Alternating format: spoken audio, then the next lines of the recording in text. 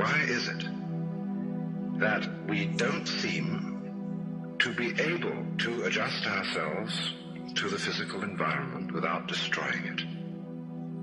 Why is it that in a way this culture represents in a unique fashion the law of diminishing returns, that our success is a failure, that we are building up, in other words, an enormous technological civilization which seems to promise the fulfillment of every wish almost at the touch of a button. And yet, as in so many fairy tales, when the wishes finally materialize, they're like fairy gold. They're not really material at all. In other words, so many of our products, our cars, our homes, our clothing, our food, it looks as if it were really the instant creation of pure thought. That is to say, it is thoroughly insubstantial, lacking in what the connoisseur of wine calls body.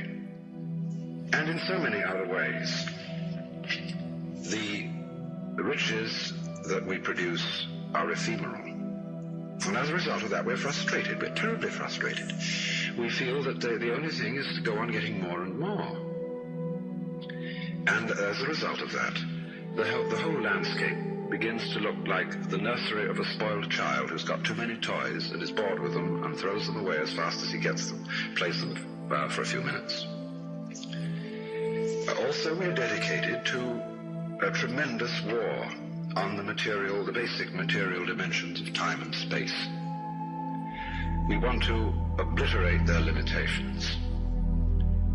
We want to get everything done as fast as possible. We want to convert the rhythms and the skills of work into cash, which indeed you can buy something with, but you can't eat it.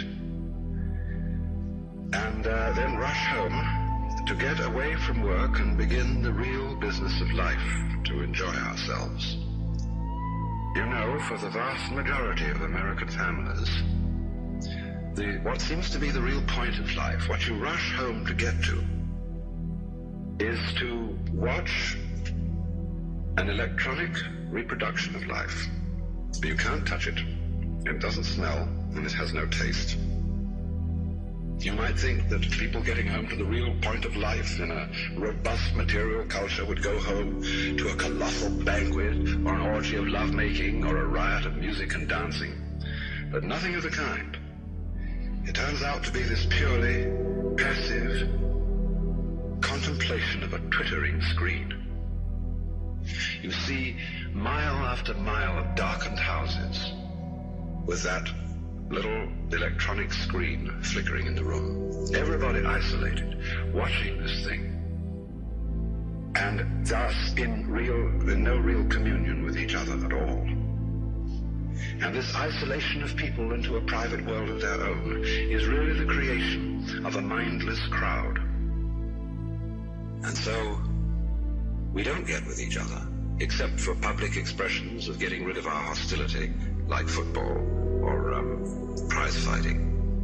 And even in the spectacles one sees on this television, it's perfectly proper to exhibit people slugging and slaying each other, but oh dear no, not people loving each other, except in a rather restrained way.